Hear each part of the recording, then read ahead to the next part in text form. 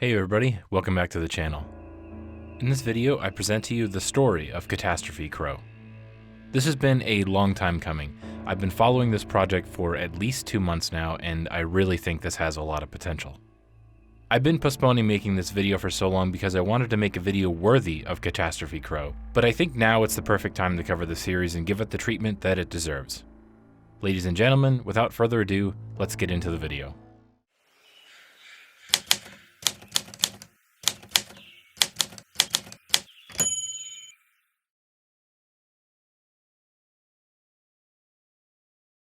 It's 1997 in the Space World Expo. The convention floor is brimming with excitement thanks to the demo of Pokemon Gold and Silver, but other games have also garnered the attention of the players. Seasoned German developer Manfred is on stage, presenting his upcoming game called Catastrophe Crow. As the founder of Opus Interactive and the creator of the critically acclaimed game Ocean Quest, he had received many important awards and recognition during his long career. This was supposed to set another high in his already meteoric rise to fame. He promises the players a groundbreaking exploring experience, featuring a mysterious system called the Eternal Revival. No one knows what this means, but everyone is excited regardless. Another interesting fact to note is that the main character design is based on a drawing made by his daughter, Thea. The presentation went well, and after the event, development resumed normally. Everything is going according to plan. Eventually, as the planned release date was approaching, a playable version of Catastrophe Crow released for journalists and game reviewers. Everybody seemed to like what they saw on that demo and praised the game accordingly on the public sphere. However, development soon turned into hell for the workers. Around that time, Ulrich Adermann, the lead developer of the project, was working hard to ensure the game was released in time, but soon he lost control of the project to Manfred. Artists report making strange assets requested by Manfred that had no place within the original vision. The game was delayed several times. When the Nintendo 64 era finished without a Crow 64 release, money problems started to appear. Soon, one by one, his disgruntled workers stopped coming into the office, leaving Manfred alone to finish the game. Ulrich left the company as well, but took with himself several design documents and one of the workstations. What happened to Manfred? What caused him to sabotage his project like that? It's difficult to say, but we know that things weren't going so great at home. We know that he had a wife called Marta and 2 kids, Thea and Nils. As far as the public was concerned, he was a family man and things were going great, but that changed during the development of Catastrophe Crow. Some of his workers said that Manfred hadn't left the office in months, and his wife left the country during the summer of 2001. That's all the information we have confirmed about the fate of the Lorenz family. By the time the GameCube was released that same winter, Manfred had left the Opus Interactive offices, taking with him everything involving Crow 64. A few days later, his sailing boat was found 19 miles off the coast of Cuxhaven. Neither Manfred nor the stolen equipment was found on there, only a note addressed to his wife. Marta, you were always in the right, and remain it till the last day.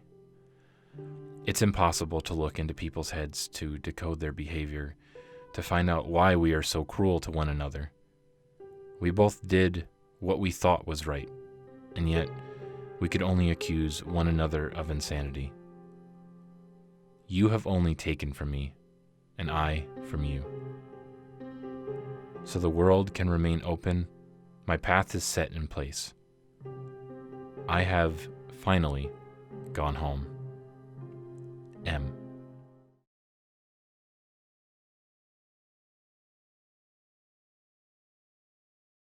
During the summer of 2019, several YouTube accounts belonging to Manfred begin to upload Crow 64 content on YouTube, and they keep doing so until December 5th, 2020.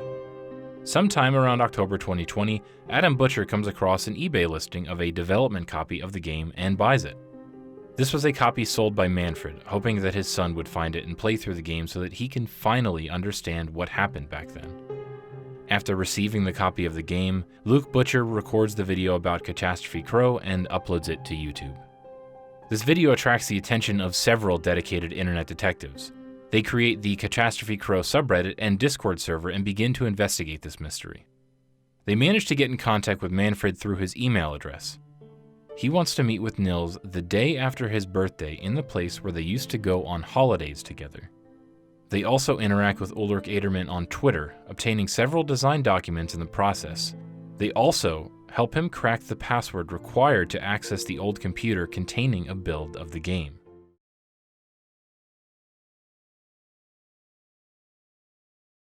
Now that we talked about every single factual part of the timeline, let's talk about stuff that hasn't been confirmed but can be inferred from the events in the game. First, let's assign a Crow 64 character to each Lorenz family member. In this case, the main character is meant to symbolize Thea. The other Crow without the bandages can be associated with Nils. This leaves the older Crow to Manfred Lorenz. During the explanation, it will become apparent why they were chosen that way. Now we're going to be focusing on the stuff that is represented during the gameplay section of the What Happened to Crow 64 video. First, we see this black title screen talking about someone not coming home for days. This must be Marta asking Thea to go look for his father at the office. This event must have happened during the development of the game when things took a turn for the worse. We see Thea walk up to a big tall building. The office building we saw before looked nothing like the one in the game, especially considering that it was in the middle of the city. But I guess Manfred took some liberties with his office recreation. Thea enters the building and is greeted by her father running frantically through the halls. She follows him and finds a computer with the game. She begins playing normally, and somehow she ends up finding her father programming the game. He's being fed lines of code by 10 strange-looking chess pawns. Then, the father turns to her daughter and says in Crow language, "I am in hell."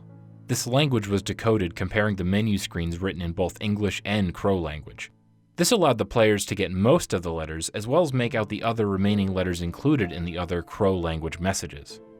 After that disturbing message, the game shows us a brief glimpse of a family house before jumping to a new instance of the game. There, we see our first glimpse of the Scarecrow. Thanks to the other videos, we now know that she's the representation of Marta in-game. We also see Manfred's avatar running towards the office again.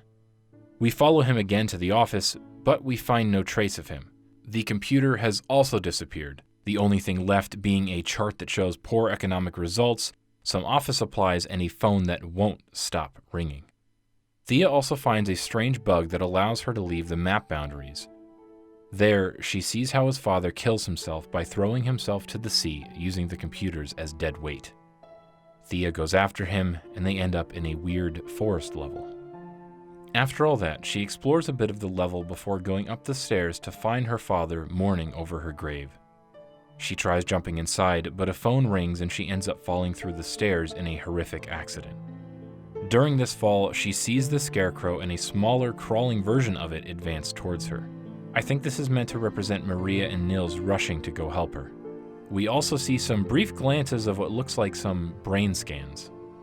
Then, the game cuts to Manfred returning home. He finds his home exactly how he left it, except that Thea seems to be attached to an electrocardiogram machine, breathing heavily.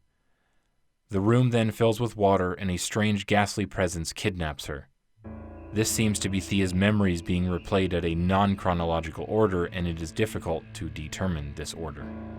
What is clear is that at some point, Thea fell down the stairs in an incident involving the phone ringing. Also at some point, Manfred returns home and finds Thea. She dies or gets kidnapped, and a burial is made for her. Then, it is safe to assume that the event in that timeline of events is the apparent suicide of Manfred and his subsequent resurrection. We do not know what the eternal revival system does exactly, but it is safe to assume that Manfred must have used it to return from the bottom of the ocean to our world, where he began posting Crow 64 content on the internet, hoping to contact Nils, his son. Speaking of Nils, he seems to be quite involved in this story as well. Once the main character reaches the forest level and interacts with the mirror, the Nils avatar takes over. Using Nils over Thea is more advantageous for the player, because he can fly and reach places previously considered unreachable. From what we can see during the event of the forest level video, he ends up finding the game cartridge on top of his sister's tomb. Then he returns to the office building and finds a strange key on top of the building. He also flies out of bounds and finds a strange pyramid. These events could have transpired in a similar fashion in real life, but we won't know for sure until we get more Crow 64 content. That's all I have for you today. There are many more scenes to interpret and many more secrets to discover. So if you like this video, don't forget to like, subscribe, and click the bell icon to make sure you do not miss any of our follow-up videos. I'm very excited to see what this new year holds for this amazing story. I am following it with great expectations. See you on the next video. Bye.